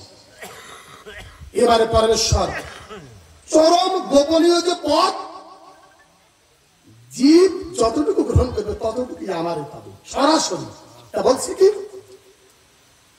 সৎসঙ্গ পরম ব্রজায়তি মুক্তয়। পরমেশ্বর বলছেন সৎসঙ্গ পরম ব্রজায়তি মুক্তয়। অষ্টম সঙ্ঘের 1260 থেকে 65 পর্যন্ত মনে করেন কেবল ভক্তের সান্নিধ্যের উপরে তিনি কথা বলেছেন। যত বড় হে জীব, কেবল আমার ভক্তের সান্নিধ্য লাভ করো, ভক্ত সঙ্গ ছাড়া কারো কোটি কল্পকালে কৃষ্ণ সঙ্গ হওয়া সম্ভব না। যতটুকু সময়, যতটুকু দিন, যতটুকু রাত্রি, যতটুকু কাল, সারা জীবন যদি ভক্ত সঙ্গ করেন, আর যদি জীবনে 1 মিনিট, 2 মিনিট, 10 মিনিট, 5 মিনিট, 1 ঘন্টা, 2 ঘন্টা আপনি যতটুকু সময় সৎসঙ্গ করবেন, ততটুকু সময় আপনি কোটি কল্পকাল পরেও যদি হয়, ততটুকু সময় কৃষ্ণ সঙ্গ একদিন লাভ করতে পারবেন। আর যদি সারা জীবন ভক্ত সঙ্গ করেন, তাহলে সারা জীবন ভক্ত সঙ্গ করলে একদিন অনাদি অনন্তকালের জন্য কৃষ্ণ সান্নিধ্য লাভ করে সেই চিন্ময় ধামে, চিন্ময় জগতে, চিন্ময় দেহে যুক্ত হয়ে নিত্য সেবা দাস হয়ে আমার শ্রীমতী রাধারানী আমার প্রাণ কবিদের সান্নিধ্যে তার সেবা করার সুযোগ পাবো। জয় নিতাই, জয় গৌর বলো, হরি বল, হরে কৃষ্ণ, রাধে রাধে। শুধু ভক্ত মন্ডলী, দেখা যায় কি একদিনের আলোচনা তো বিভিন্ন দিকের ঢল নেমে আসে, বিভিন্ন দিকে দর্শন চলে আসে। রাত্র অধিক হলে সকলে সংসারী আমরা, কর্মব্যস্ত জীবন সকলে নয়ন মোদি আসে, তাই না? এই জন্য আমরা বেশি সময় থাকবো না, ঠিক আছে? স্বল্প সময়ের মধ্যে আমরা বিশ্রামে চলে যাব। তাই দয়া করে কৃপাপূর্বক, আমি তো কর্কশ ভাষী, সুন্দর করে ভগবতম আমি বলতেও জানি না, তাই আপনারা ভক্ত, তাই সমস্ত কিছু ভক্তি নিজে ধারণ করে আমার গোবিন্দের কথামৃত সুধা আস্বাদন করার চেষ্টা করবেন। হরে কৃষ্ণ। তা পরমেশ্বরম এ পর্যন্ত বলছেন, উদ্ধব তুমি যদি চিন্তা করো খালি মানুষ সৎসঙ্গ করবে আমারে পায়, এমনটা না। সৎসঙ্গের এমন গুণ, এমন পাওয়ার, এই 84 লক্ষ জনের মধ্যে 80 লক্ষ জনই কীট পতঙ্গ পশু পাখি, খালি মানব না, পশু পাখি কীট পতঙ্গ পর্যন্ত যে কোনো জীব যদি একবার আমার ভক্তের সঙ্গ লাভ করতে পারে, যতটুকু সময় লাভ করবে ততটুকু সময় সেই জীব আমাকে লাভ করতে সক্ষম হবে। যদি কোনো জীব ভক্ত সঙ্গ করতে করতে শেষ নিঃশ্বাস পরিত্যাগ করতে পারে, তাহলে ওই জীবের দ্বিতীয়বার আর জন্ম হয় না। ওই জনি থেকে, ওই দেহ থেকে একবারে আমার ভগবান ধামে, আমার চিন্ময় দেহে আমার যুগল চরণে অধিষ্ঠিত হয়। জয় নিতাই, জয় গৌর বল। খালি মানুষরা, পশু পাখি কীট পতঙ্গ। এই দর্শন চৈতন্য লীলায় রয়েছে, ভাগবতমে রয়েছে, পুরাণ মহাপুরাণে রয়েছে। আপনি যেখানে যাবেন ভক্তমাল গ্রন্থ রয়েছে। কেবল ভক্ত সঙ্গের মাধ্যমেই কৃষ্ণ সঙ্গ, পরমেশ্বরের সান্নিধ্য পাওয়া সম্ভব। কৃষ্ণকে যিনি ভগবান মনে করছেন, দাপরের লীলার পুরুষ মনে করছেন, সম্ভব না। উনি কোন সময় দিনে একবারের জন্য বলে নাই, কোন গ্রন্থে, এমনকি ভাগবতমও বলে নাই আমি কোন ভগবান। বলছে অনন্ত কোটি ব্রহ্মাণ্ড জীব জগৎ আমার থেকে প্রকাশিত, আমার কাছে সকলে পরাধীন, পরাভূত, সকলে আমার অধীন। বুঝতে পারছেন? তাহলে আমার সেই ভাবনায় যেতে হবে, সর্বশ্রেষ্ঠ আশ্রয়ের কাছে। এবারে বলছে, কীট পতঙ্গ পশু পাখি হলে আমি কৃষ্ণ জনার্দন তাকে উপেক্ষা করি না। যদি তার আমার ভক্তের সান্নিধ্য থাকে জীবনে, তাহলে ওই জীবকে, সেটা একটা পশু পাখি হতে পারে, কীট পতঙ্গ হতে পারে, যাই হোক না কেন, ওই জীবটা আমাকে সন্ধান করতে পারবে না, ওই দেহ থেকে পারবে। পুরো মানুষও কখনো দেবতা ঋষি পর্যন্ত আমাকে সন্ধান করতে পারে না। আমার কোনো রূপেই তো নাই, আমার সন্ধান করবে কি করে? পারবে? পারবে না। তাই আমাকে কেউ সন্ধান করে চিহ্নিত করতে পারে না। আমি কৃষ্ণ জনার্দন কালো ভবর, আমি তাকে সন্ধান করিনি। পিছনে চলে যাওয়ার বাণী এসে সেদিকে যাব না, আমি তাকে সন্ধান করি। যা আমার জন্য প্রীতি সৃষ্টি হয়েছে, আমি তাকে সন্ধান করে চিহ্নিত করে থাকি। তার সান্নিধ্যে গিয়ে সেই জীবকে আমি অঙ্গে ধারণ করে, আমি লীলা খেলা করে, লীলা করে আনন্দ লাভ করি। আমি স্বয়ং দিল বন্ধু। তাহলে উদ্ধব, তুমি তো শ্রবণ করেছে আগে, এর আগে একটা লীলায় আমি ছিলাম, নরলীলায়, তাই না? নরলীলা মানে রামলীলায় ছিলাম আমি একদিন, শাস্ত্রে ভালো বর্ণিত হয়েছে। এই লীলার পূর্বে আমি একটা লীলা করেছি, সেই লীলা আমার স্কন্ধ ধনুর্বাণ ছিল। আমি নরলীলায় গিয়েছিলাম লক্ষ্মী নিয়ে জগতে রামলীলা করার নিমিত্তে। এই জীব জগৎ, এই সংসার কিভাবে পরিচালিত হবে সেইটা দর্শনের নিমিত্তে আমি জগতে গিয়েছিলাম। এই জগৎ সংসার কিভাবে পরিচালিত হবে, রামায়ণ আদর্শের গ্রন্থ দেখছেন। তা পরমেশ্বর বলছে কি, উদ্ধব, এর পূর্বে একটা আমি লীলায় গিয়েছিলাম, তুমি হয়তো শ্রবণ করেছো।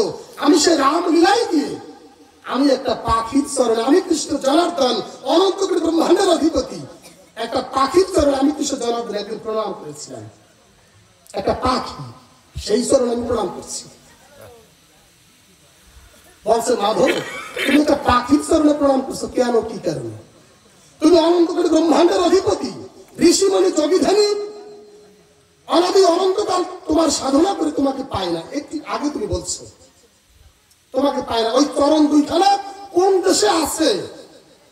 সেই চরণ দুইখানা দেখা ঠাকুরের কথা অনুভব করার শক্তি তাদের মধ্যে জাগৃত হয় না। আর সেই চরণের মালিক হওয়ার পরে তুমি একটা পাখির চরণে হাত দিয়ে প্রণাম করছো, বিশ্বাস করতে কষ্ট হয় না? তো উদ্ধব মহারাজ বলছে, মাধব তুমি কি কারণে, কি জন্য এই পাখির চরণে হাত দিয়ে প্রণাম করছো, সেইটা একবার আমার খুলে বলো।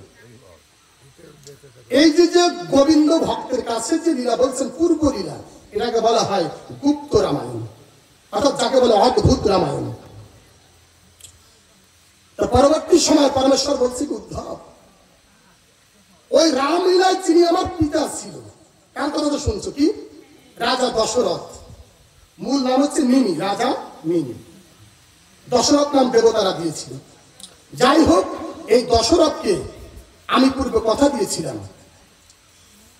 1000 অগ্নিষ্ঠম যজ্ঞ করার পরে আমি তার সম্মুখে গিয়েছিলাম। তিনি বাসনা করেছিলেন যে আমি যেন তোমার মতো পুত্র পাই। বলছি যে বাবা, আমার মতো তো কেউ হয় না, আমার মতো তো কেউ হয় না, আমার মতো তো খালি আমি নাকি?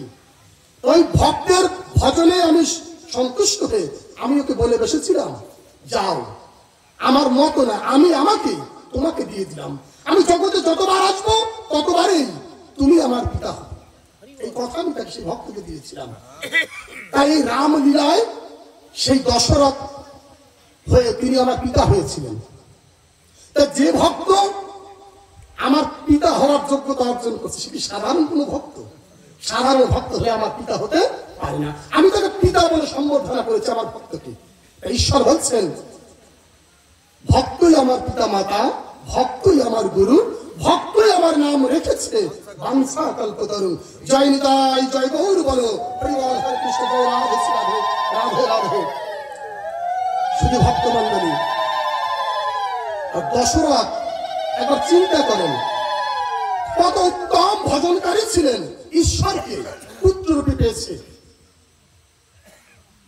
সেই দশরথ উনি যেদিন দেবতাদের সাহায্য জন্য যুদ্ধে গেছিলেন অসুরের বিপক্ষে, সেই সময় ওনার সঙ্গে একজন সঙ্গী পেয়েছিলেন, গরুরের বংশধর, তার ভাগিনার সম্পর্কে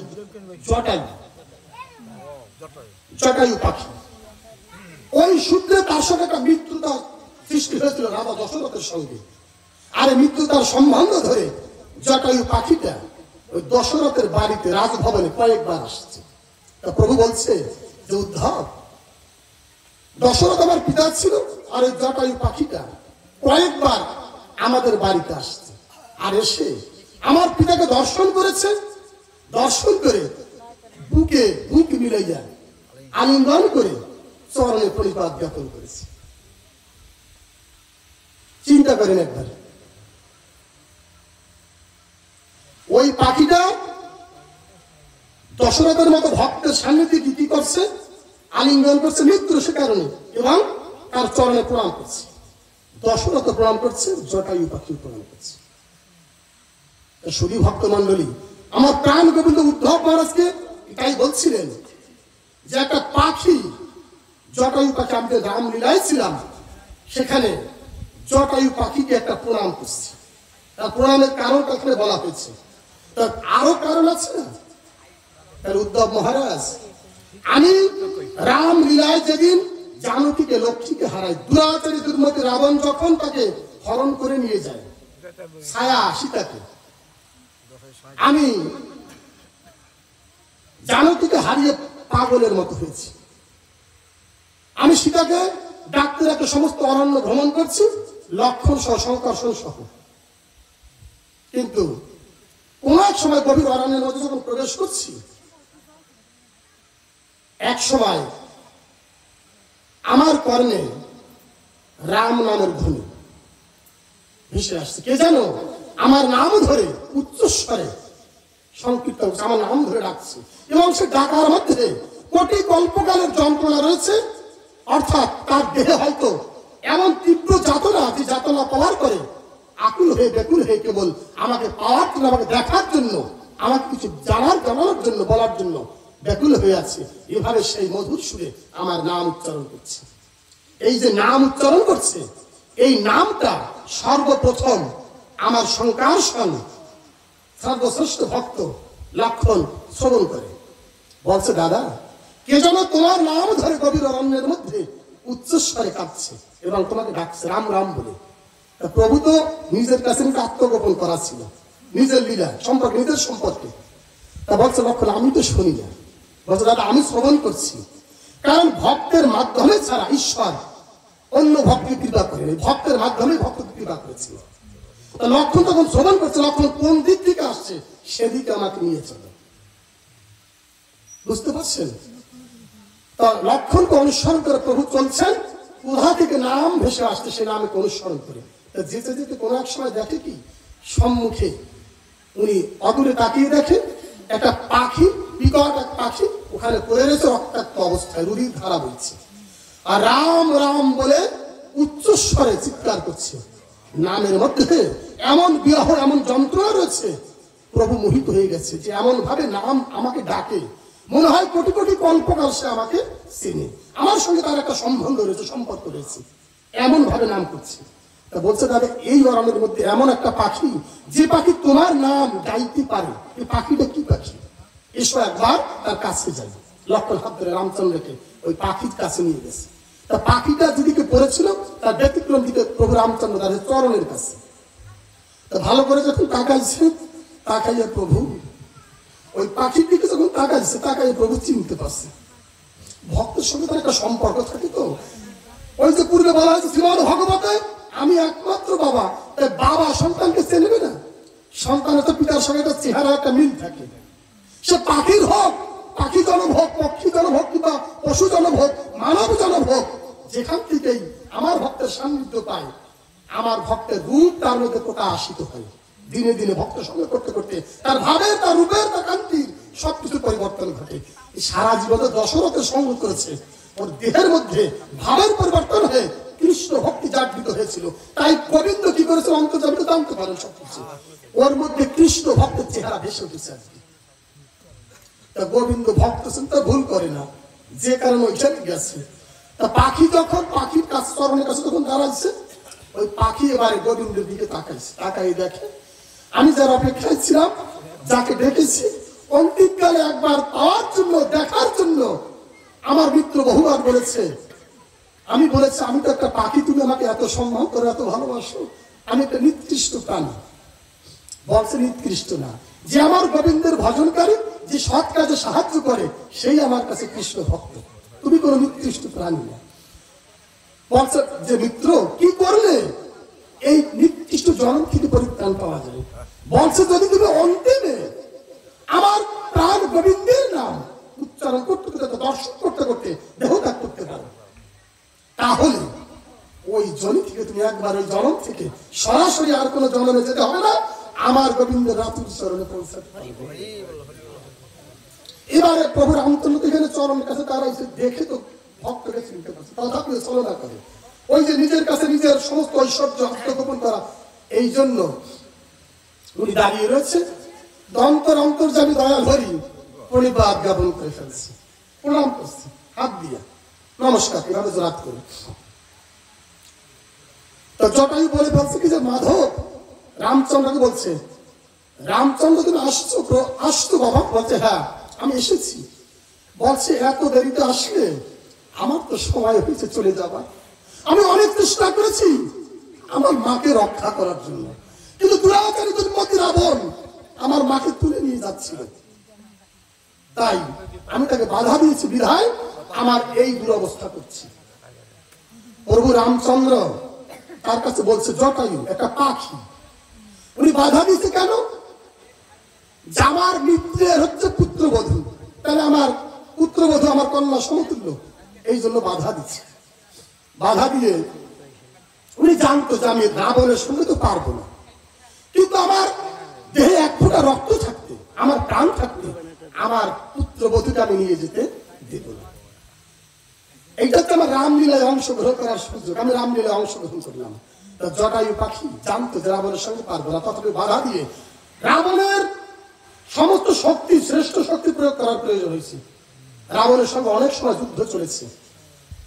রাবণ দিব্য খড়ক এনে জটায়ুর ডানা কেটেছে, আর রাবণও জানতো জটায়ুর ডানা না কাটলে, অন্য কোনো অঙ্গ হানি করলে জটায়ু মারা যায় না।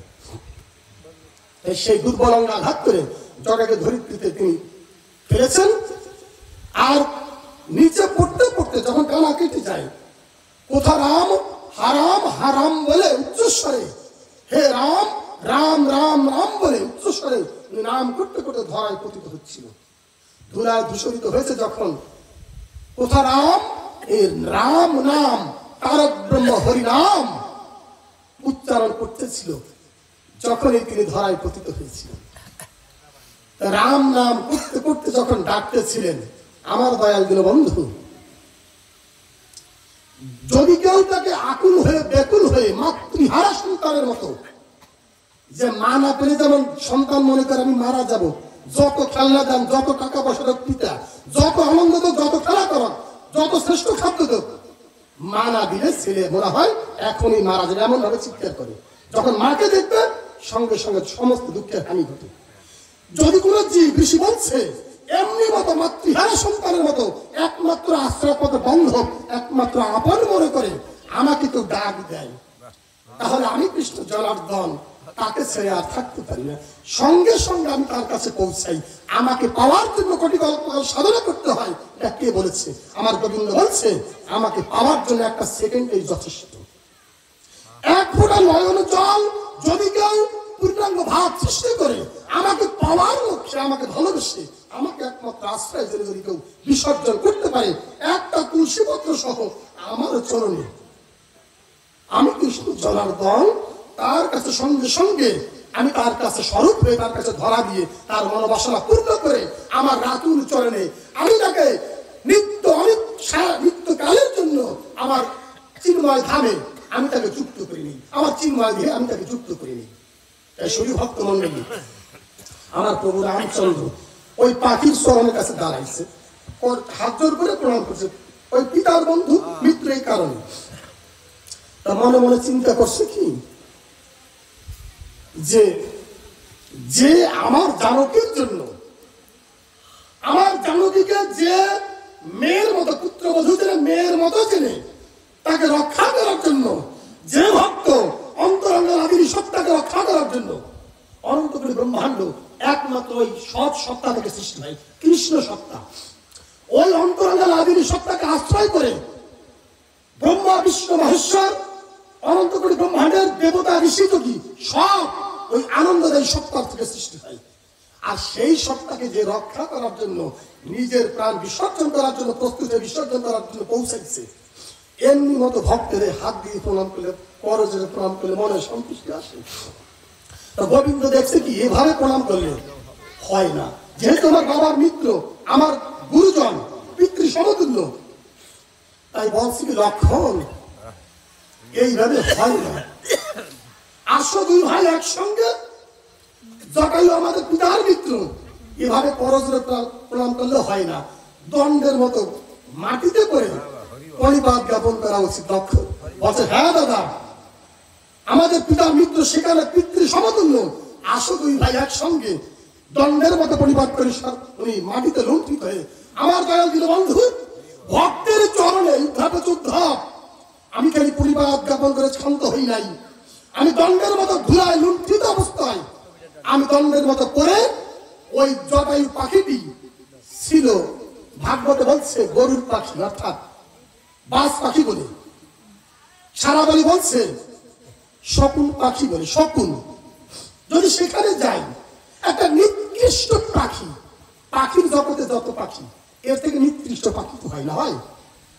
গোবিন্দ এই জন্য বলছে পাখি তাও একটা নিকৃষ্ট পাখি, আমি কৃষ্ণ জনার্দন সেখানে অনন্ত করে ব্রহ্মাণ্ডের অধিপতি হওয়ার পরেও আমি সেখানে মাথা নোয়াতে ভুল করি নাই।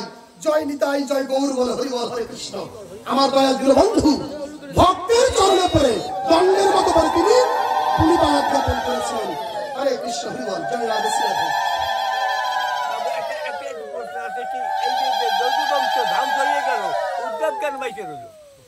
ওখানে পরে বাবা একদিনের আলোচনা তো, আমি এখন ওইদিকে যাওয়ার সুযোগ হয় না, আমি যেখানে প্রবেশ করছি একদিনের আলোচনা নাইলে একটা প্রশ্ন রাখবেন, ওইটার উপরে আলোচনা করা যায়।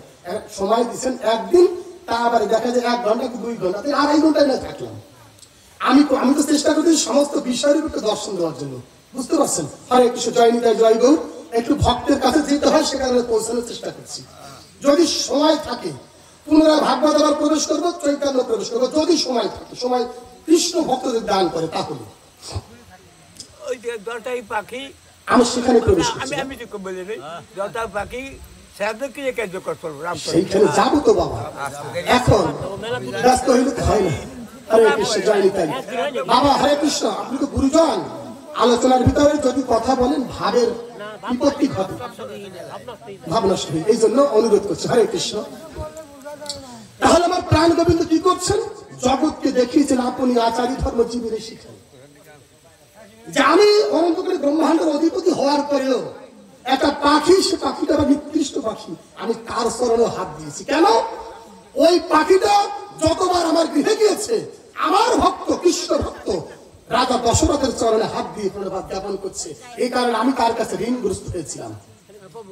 এবারে দণ্ডের মতো প্রণিপাত জ্ঞাপন করে এবারে কাছে যখন দিচ্ছে জটায়ু পাখিটি, বিশ্রামে যাবো বাবা, বিশ্রামে যাবো, আমি আলোচনা বর্ধিত করবো না, এখানে বিশ্রামে চলে যাবো। হরে কৃষ্ণ। আমার সেই ভক্ত মন্ডলী, আমরা অল্প সময় তো বিশ্রামে যাবো বাবা, আর অল্প সময় পেতে হবে, এই এখনই বিশ্রামে চলে যাচ্ছে। হরে কৃষ্ণ। একজন বৈষ্ণব উঠে গেলে মন নষ্ট হয়ে যায়। জয় নিতাই, জয় গৌর বলো। আর জীবনে সুযোগ পাবো কি পাবো না সেটা জানি না, আপনার আমার কারো সম্বন্ধে জানা নাই। আপনিও পেতে পারেন, আমিও পেতে পারি, আবার নাও পেতে পারি। এতটুকু সময় আমার কাছে হয়তো নাই। হরে কৃষ্ণ। আর স্বল্প সময় আছে। শুধু ভক্ত মন্ডলী যেখানে যেখানে যাওয়ার ইচ্ছা ছিল, একদিনের আলোচনা তো, এই তো দেখছেন সময় নষ্ট হয়ে গেছে। আমার প্রভু রামচন্দ্র প্রণিপাত জ্ঞাপন করেছেন, উদ্ধবকে বলছেন, উদ্ধব ওই পাখিটি যখন আমাকে দর্শন করেছে, আমি তাকে প্রণিপাত জ্ঞাপন করেছি, আমাকে দেখার পরে ডাক দিচ্ছে, প্রভু এতদিনে তোমার আমার কথা মনে পড়েছে দয়াল, তুমি আর একটু কাছে এসে আমার দাঁড়াও। এই অন্তিম যাত্রায়, অন্তিম সময়ে আমার দৃষ্টির যে পাওয়ার, চোখের যে নয়নের যে পাওয়ারটা কমে গিয়েছে, আমি তোমার কলেবর, তোমার রূপ ভালোভাবে দেখতে পাচ্ছি না, তুমি আর একটু কাছে আসো। আমি আমার মৃত্যুর মুখে শ্রবণ করেছিলাম, যদি গোবিন্দকে স্মরণ মনন করার মধ্যে দিয়ে তাকে দর্শন করতে করে দেহ ত্যাগ করা যায়, তাহলে তুমি তাকে কখনোই পরিত্যাগ করো না। তাই তুমি আর একটু কাছে এসে আমার দাঁড়াও, আমি নয়নে ভরে জীবনের মতো আমি তোমাকে একবার দেখি দয়াল। আমার প্রাণ গোবিন্দ তখন রামচন্দ্র আর একটু কাছে এসে দাঁড়িয়েছে। যখন আমার প্রাণ গোবিন্দের স্বরূপটা যখন ওই জটায়ু পাখিটা যখন দর্শন করেছে, দর্শন করার সঙ্গে সঙ্গে ওর হৃদয়ের মধ্যে একটা বেদনা ছিল, যন্ত্রণা দেহের এবং মানসিকতা মনের সমস্ত যন্ত্রণা প্রভু রামচন্দ্র স্বরূপ যখন দেখছে, রূপ একসঙ্গে পরমেশ্বরকে, তার শ্রেষ্ঠ ঐশ্বর্য, সংকর্ষণ শক্তি, লক্ষণকে একসঙ্গে দেখার পরে জটায়ুর যে বেদনাটা হৃদয় এবং মুখে ছিল, চেহারায়, এইটা হারাই গেছে। এবারে জটায়ুর মুখের মধ্যে চেহারায় একটা অট্ট হাসি উদ্ভাসিত হয়েছে, হেসে উঠেছে জটায়ু। দয়াল বন্ধু, এটাই হয়তো সর্বশ্রেষ্ঠ আনন্দের মুহূর্ত। আমি শেষ নিঃশ্বাস ত্যাগ করার পূর্বে আমি কত বড় ভাগ্যবান, আমি তোমাকে দর্শন করলাম। আমার এই জীবনে আর অন্য কোনো কিছু বাসনা নেই, অন্য কিছু চাওয়ার নাই। আমি কোনো ঐশ্বর্য, কোন ঐশ্বর্যের লোক, ইন্দ্রলোক, স্বর্গলোক, ব্রহ্মলোক, বৈকুণ্ঠ ধাম, সূর্যলোক, চন্দ্রলোক, আমি কোনো লোক চাই না দয়াল, এমনকি দিব্যধামও চাই না।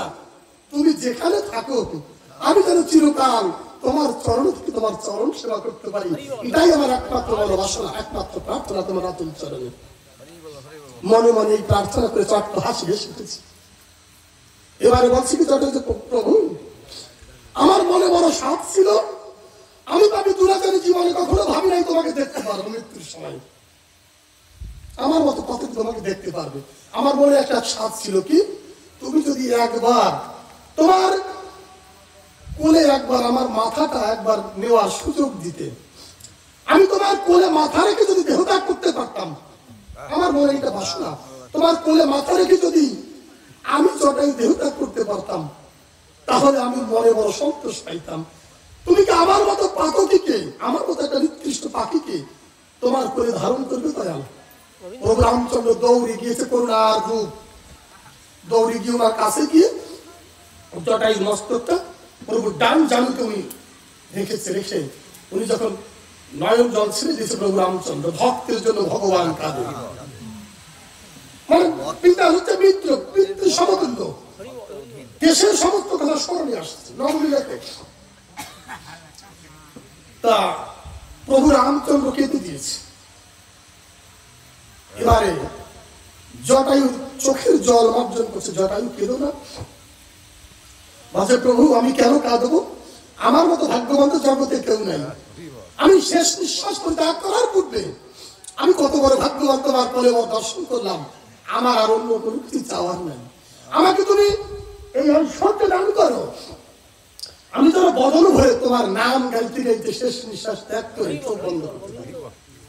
আশীষ বর্ষণ করলো দিব্য ভাব নিয়ে, তারক ব্রহ্ম মধুবাকে হরিনাম উচ্চারণ করলেন। জটায়ুপাকে রাম রাম বলে উচ্চারণ করতে করতে, ব্রহ্মবাচক শত হরিনাম উচ্চারণ করতে করতে উনি রাম রাম উচ্চারণ করতে করতে শেষ নিঃশ্বাস ত্যাগ করে চোখ বন্ধ করলেন।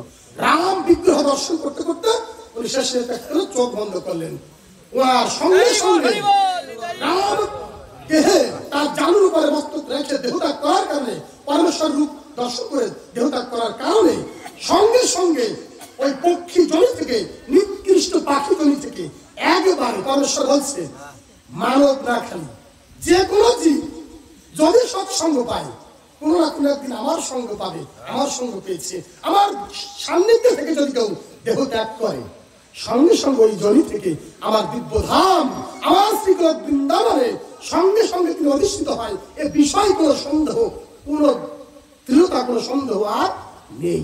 জয় নিতাই, জয় গৌর হরি বল, হরে কৃষ্ণ, জয় রাধে রাধে। সঙ্গে সঙ্গে সে আমার ভাবগ্রস্ত হয়, আমার পরম ধাম প্রাপ্ত হয়।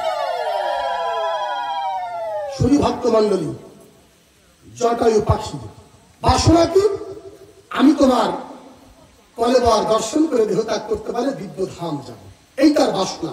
আমরা যারা মানব জন্ম পেয়েছি, এত বড় দুর্লভ জন্ম, জীবনে একবারও ভাবি নাই দয়া দিল বন্ধু, একবার তোমার ভগবত অধ্যয়ন করি, তোমার ঐশ্বর্য মাধুর্য জেনে তোমার রূপ দর্শন করে সারা জীবন অভ্যাস করি, তাহলে মৃত্যুর সময়, বিপদের সময় তোমাকে স্মরণ করতে পারবো, তোমার নাম আস্বাদন করতে পারবো, তোমার রূপ দর্শন করতে পারবো, তাহলেই কেবল তোমার কাছে পৌঁছাতে সক্ষম। আমরা পাপি দুরাচারী। জটায়ু পাখিটি মনে মনে যে ভাবছিল আমার মতো পাপি, আমার মতো দুরাচারী, কোন সাধন নাই, ভজন নাই, আমি কি করে গোবিন্দের সান্নিধ্য, গোবিন্দের দর্শন, তার রূপ, তার কান্তি আমি দর্শন করতে পারবো? আমার মতো পাপি ডাকে আমার গোবিন্দ চলে আসবে, এটা কখনো সম্ভব? এই জগতে অনেক মহাজন রয়েছে যারা নিজেকে অভাজন বলে, অবশ্যক বলে, পাপি বলে আখ্যায়িত করেছেন। যে যত বড় অবশ্যক, বড় ভক্ত, সে তত নিজেকে ছোট করেছে, ক্ষীণ করেছে। এমনকি চৈতন্য মহাপ্রভু দেখেন, যাওয়ার তো সুযোগ নেই। মহাপ্রভু পর্যন্ত এই চৈতন্য চরিতামৃতের ফাউন্ডেশন, ভিত্তি যেটা বলা হয়, মহাপ্রভুর শিক্ষা অষ্টক 8টা স্পেশাল বাণী, চৈতন্য চরিতামৃতের ফাউন্ডেশন। সেখানে সুযোগ পেলে আমার মহাপ্রভু লীলা পুরুষোত্তম ভক্ত বেশে এসে ভক্তের যে ভাবটা, সেই ভক্তের কান্তি, ভক্তের ভাব, সেটা প্রকাশ করেছেন। একজন কৃষ্ণ ভক্তের কি প্রতি, কি মনোভাব হওয়া উচিত, কোন ভাব হলে পরমেশ্বরের চরণ পর্যন্ত পৌঁছাতে পারবেন, সেই ভাবে একটা বাণীর মধ্যে প্রকাশ করেছেন। সুযোগ তো নাই, দেখে সময় কম, তাহলে আমরা শুধু সেই ভাবনায় পৌঁছাইতে চাই। তাই বলে বন্ধু, আমার মতো দুরাচারী, আমার মতো পাপী তোমার ভক্তের কাছে কখনো পৌঁছাতে পারবে না, তোমার ভক্ত হওয়া সম্ভব না। তাহলেই কেবল কৃষ্ণ প্রীতি পাওয়া সম্ভব, কৃষ্ণ ভক্তের চরণ ধুলায় ধারণ করে আমার গোবিন্দের সান্নিধ্যে পৌঁছানো সম্ভব। এই জটায়ু বলছে কি, দয়াল বলে বন্ধু, আমার মতো পাতকি, আমার মতো পাপী তো জগতে নেই। কারণ আমাকে তুমি পক্ষী করে নিক্ষিপ্ত করে দিচ্ছ, মানব কুলে তো নিক্ষিপ্ত করে নাই। আমরা যারা মানব কুলে, আমরা যারা মানব জন্ম পেয়েছি, আমাদের এই ভাবনাটা রাখা উচিত, দয়াল দিল বন্ধু আমাদের কত কৃপা করেছে। আমরা যদি অবজন হই তাহলেই পাতকের মধ্যে পড়বো, আর যদি ভগবত ধামে এসে ভাগবত আস্বাদন করি, হরিনাম সংকীর্তন করি, তাহলে দুর্লভ করতে পারবো মানব জন্ম। জটায়ু বলছি দয়াল দিল বন্ধু, আমার মতো পাতকি জগতে নাই, তাই কৃপাপূর্বক সকল বৈষ্ণব কৃপাপূর্বক একটু চরণ ধরে দিয়ে আমার জন্মটাকে ধন্য করার সুযোগ দেন। তাই মহাজন বলছে কি, আমরা ছোট্ট একটা কীর্তনের মধ্যে বিশ্রাম দেওয়ার চেষ্টা করি। যেখানে যাওয়ার চেষ্টা করছিলাম সেখানে তো পৌঁছানো সম্ভব না। যাই হোক, রাত্র তো অধিক হয়ে গেছে, তাই না? আমরা ছোট্ট একটা কীর্তনের মধ্যে আমরা পাঠের বিষয় জন্য বিশ্রামে যাওয়ার চেষ্টা করবো। মহাজন কি বলছে, ওরে আছেন যত ভক্তগণ, ইয়া ভগর নিবেদন।